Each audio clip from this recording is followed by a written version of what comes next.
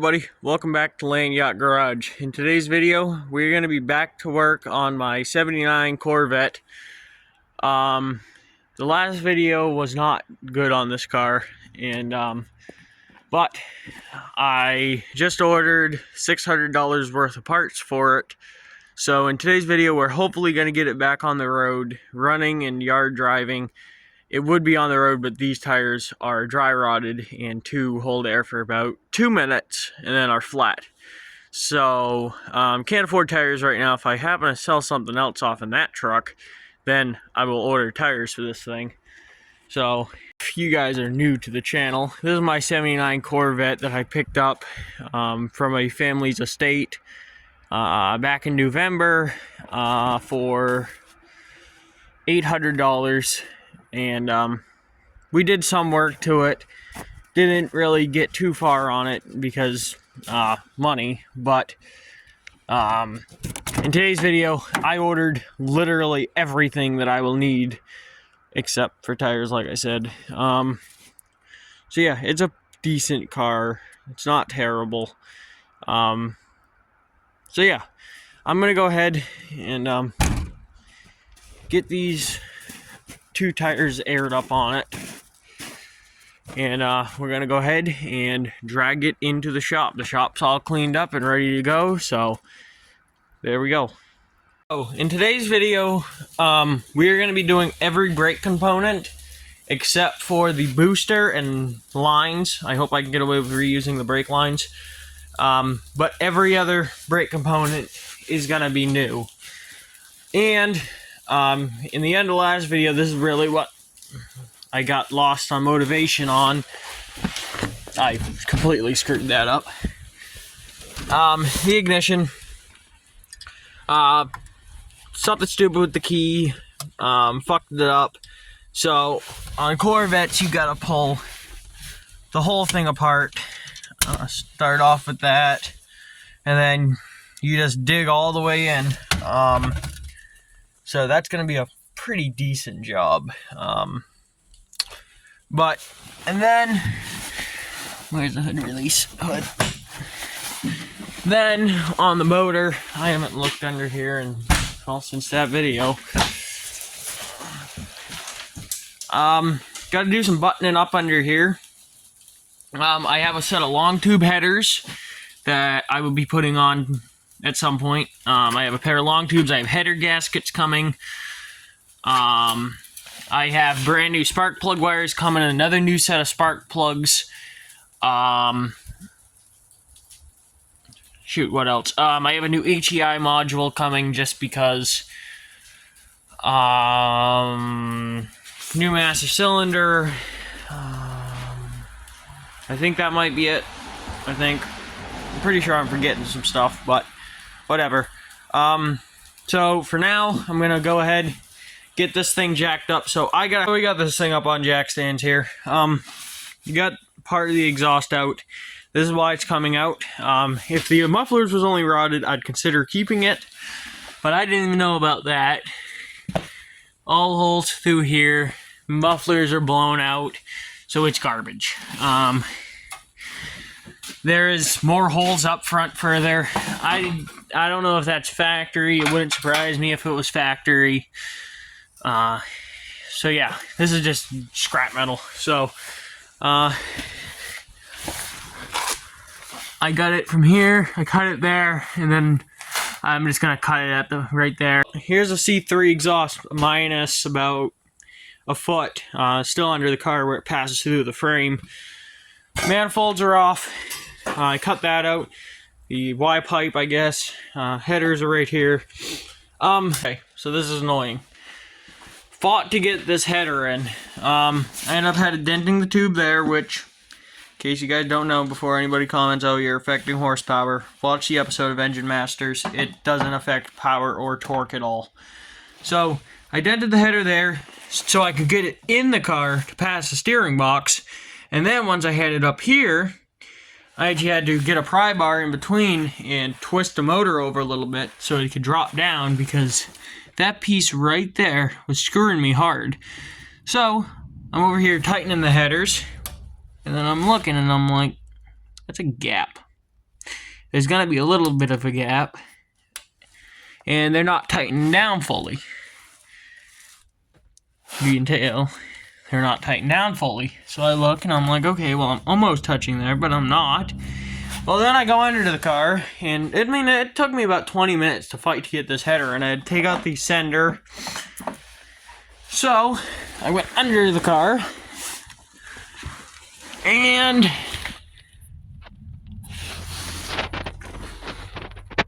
it's hitting the pitman arm. So I gotta fight to get this header back out of the car so I can dent it right there, and then it'll be good. So I decided to change paces again and go after the ignition. So I kind of lined everything up on the way I took it off. Some part when I popped the steering wheel off, some part went flying over there. I haven't looked for it yet.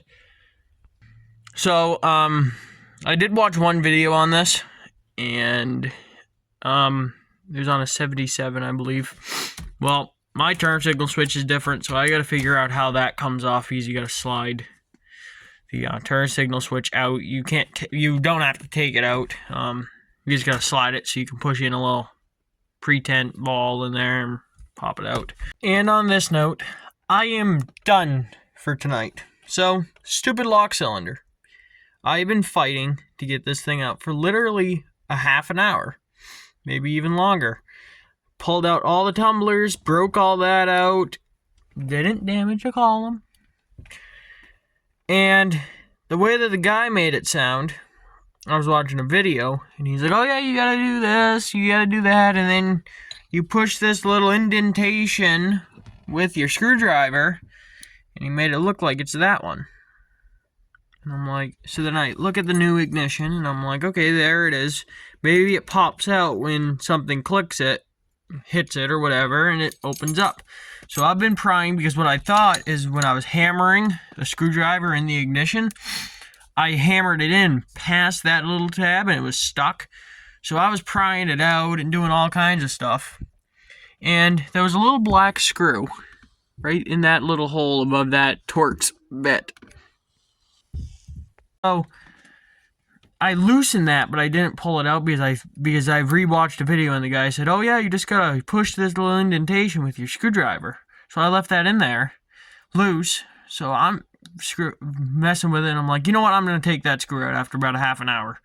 Well, this has nothing to do with it. The ignition lock goes in here like this, and that little screw right there holds it in.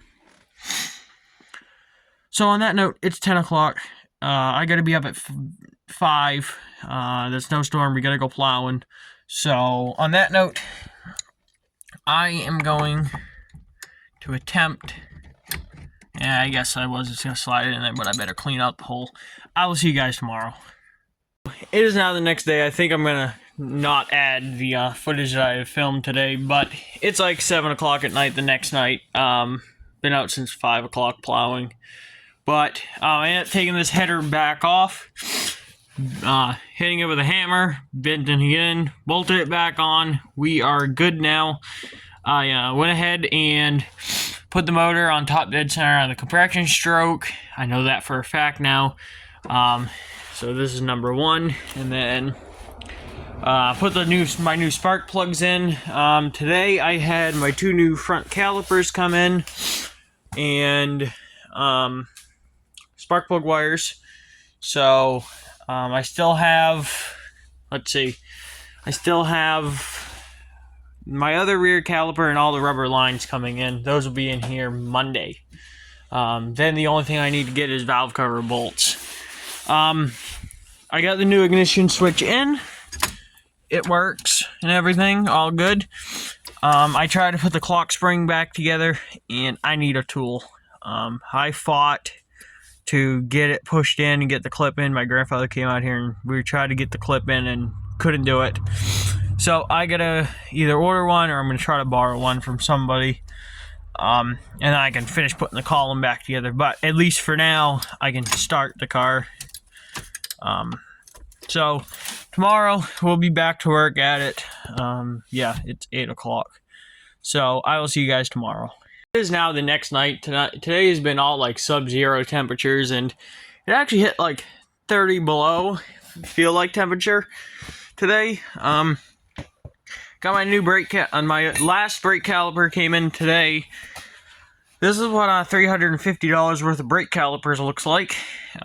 Chinese ones, not even name brand.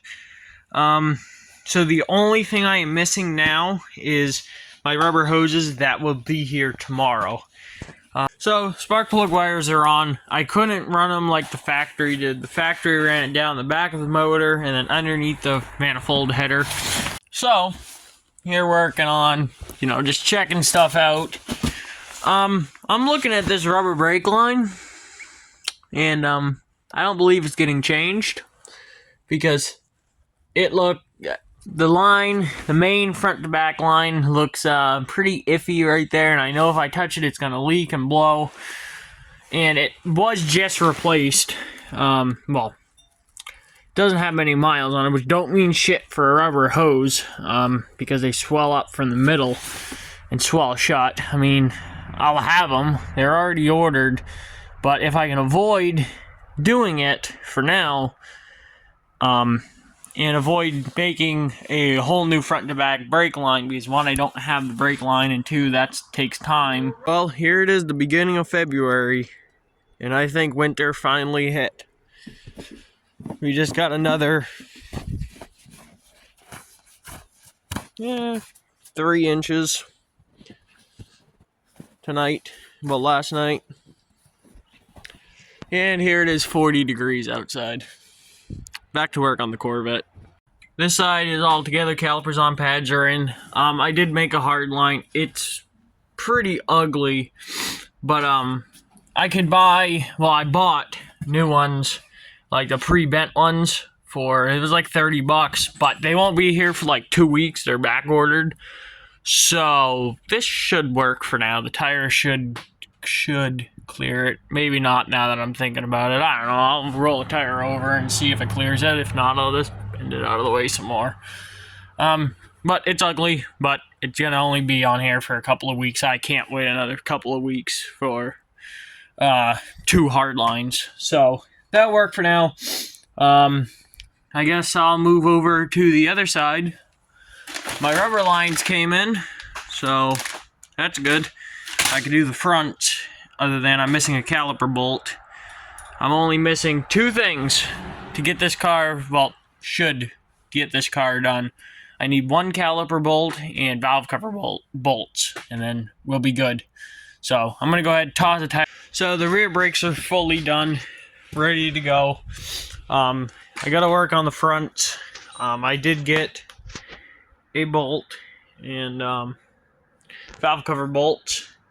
So I have pretty much everything to wrap this thing up. I think I'm going to go ahead and do the front brakes tomorrow. Or I might come out later tonight. It's only 5 o'clock. But, yeah. I'm going to go ahead and tackle the front brakes. So, front brakes are done. All tightened down, ready to go. I just got to go ahead and bitch bleed the master without a vise. So, that's going to be fun. Throw it on here, and then I'm going to go ahead and focus on the motor, because I'm just going to crack all the bleeders loose and let it gravity bleed tonight, and then bleed them tomorrow. So the new master cylinder's on, tightened down, bench bled, hooked up.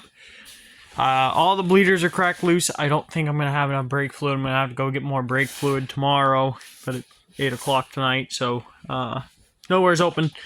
So I have the pots filled. I'm going to probably stay out here for another hour or 2. Things are going actually decently well, so I'm going to go ahead and tackle the valve covers, and then I can really start buttoning up under the hood.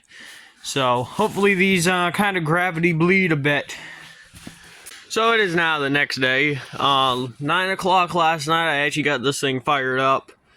It wasn't too happy about it, but I got it started up. And then I went to get more brake fluid today to bleed the brakes. And it has a nice little blown brake line that goes to, I guess it would be just a junction box, because these didn't have proportionate valves because they're 4-wheel disc brake. On other news, I've had this thing running for probably 5 minutes. I got some heat cycles and it has no water in it, so I don't want to run it too long.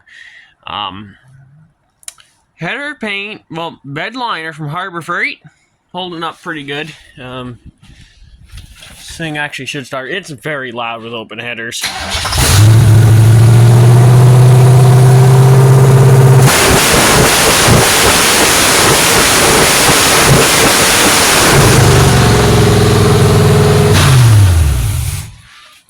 So, next step is getting the coolant system hooked up and fill it full of coolant. And then I got to make the new brake line and I can bleed the brakes. I'm not sure if it's just idled up very high or I'm missing a vacuum line because it's high idling pretty bad. And that screw looks like it's threaded in pretty far. So I'm just going to do the timing by ear because I'm not dealing with a timing mark. There's really no pointers. So, but throw the fan back on. I need to put the fan back on. So, yeah. I'm going to go ahead. I'm not sure what I'm going to tackle next. I guess I should make a brake line and then the brakes should be done. Well, this is how cheap I am. Here's a truck that I started to fix and then decided I'm going to part out because it's not worth saving. And I have money to put into other things. Well, I put all new brake lines on, and Jesus, why are these things dull as shit? Cornwell, make better tools. There we go. So, you know, I did put all new brake lines on this thing, and I just completely cut the wrong one. You know I'm going to be cutting out all the new brake line and reusing it. And just like that, saved myself like $5. Well, this is how cheap I am. We have this parts Ford Ranger, and I'm draining the antifreeze out of it to put it in the Corvette because I'm too cheap to buy new. I think I finally have everything I need to wrap this thing up. I got 2.5 gallons of the finest pre-owned antifreeze. That's very reflective. I got all the brakes bled. They bled out okay. The pedal, I haven't even tried the pedal. My grandfather was in helping me bleed. I haven't even hit the pedal. I got the heater core hooked back up. I got a pre-owned clamp from a parts truck. So, this has gotten ridiculous. Pipe plug that I just had? Wrong. It's not right. So for some reason, they advertise 3/4 pipe thread that's a 3/4 of an inch is considered a 7/16 pipe thread, which makes no sense to me. I don't even question it. So I got this bolt that obviously doesn't thread in. Well, I guess it does, but it'll probably leak. So I'm gonna go ahead and cut this bolt because it's way too long. I'm gonna probably cut it here. I got some JB weld. We're gonna JB weld that sucker in there and never think about it again. Literally could not find any pipe in 7/16 size for some reason. No idea why. Well, that was a pain in the ass with a Sawzall. Can we please have a moment of silence for my 7-year-old Walmart angle grinder? Okay, so yeah, my angle grinder shit the bed. So I have a new one, but I have a brand new Bosch, but it has like an X-lock, so I gotta buy an adapter, but can't afford it right now. So yeah, I guess now I'll go ahead, put some JB weld on this thing and thread it in there and call it a day.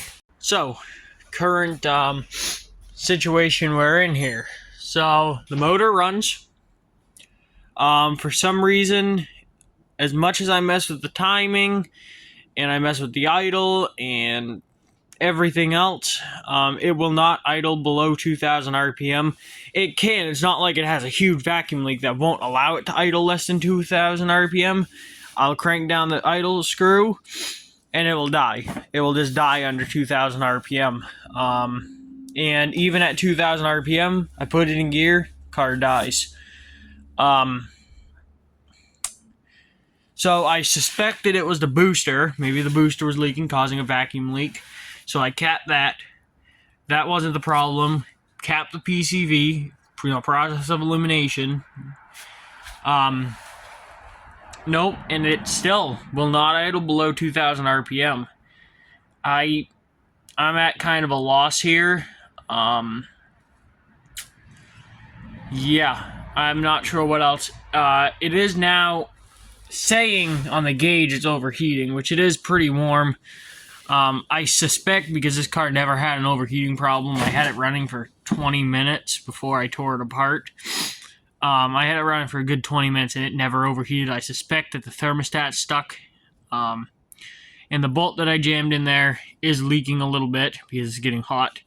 So I'm just going to put some JB weld around that, and I don't care at this point. I've ran out of fucks to give. So yeah, I even unhooked the vacuum advance, thinking maybe it's advancing the timing and it won't idle. And I correct it. Nope.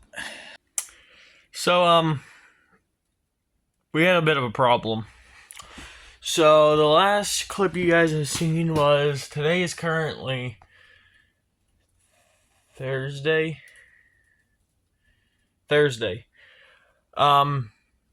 then, so I filmed yesterday. I filmed about 10 minutes worth of footage. And, then I edited the video last night. Everything was all set to go. I went to upload it, and in the meantime, I went through the storage on my phone and I deleted my edited video, and along with all the other footage that I had filmed over this whole video. So, and then luckily all of it ended up backing up to my Google Photos except for what I filmed yesterday. So, I tested for vacuum leaks. There was no vacuum leaks. I ripped the Quadrajet off of it and threw out an Edelbrock I had sitting around, and it was 100% fine after that. It idled no problem until the Edelbrock that has been sitting for 15 years turned into a fuel fountain. So I gotta throw a rebuild kit in the Edelbrock, and the Quadrajet go in the fucking trash can. So, ended up throwing the wheels back on it, rolled it out, cleaned up the whole shop, and then rolled it back in here, got it back up on jack stands, and you know what that is. And I went and I bought a sander. So we are going to be starting body work on this thing. I have a quart of mud body filler coming in Monday, I think. So in the next video you guys see, I'm going to be starting body work on it. I will be sanding all of this down, fixing some cracks, and fixing the gel coat.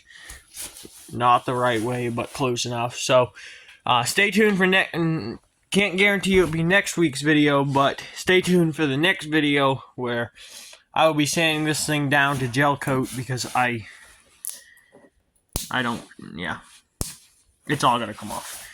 And I had a bit of change of plans. You guys know, you might know that I plan on doing red tractor paint. Well, it's gonna cost me a little bit more, but it should be a better end result.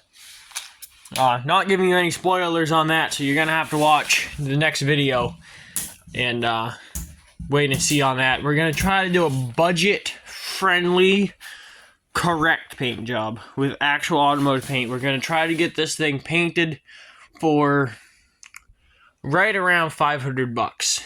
So that's real automotive paint, which is not cheap, and 2K primer and all of that stuff. So stay tuned for next week's video, and I'm going to start filming that probably right now, because I got to air up my air tank and see what happens from there and see if my air compressor can even run the orbital sander. So, thank you guys for watching this video.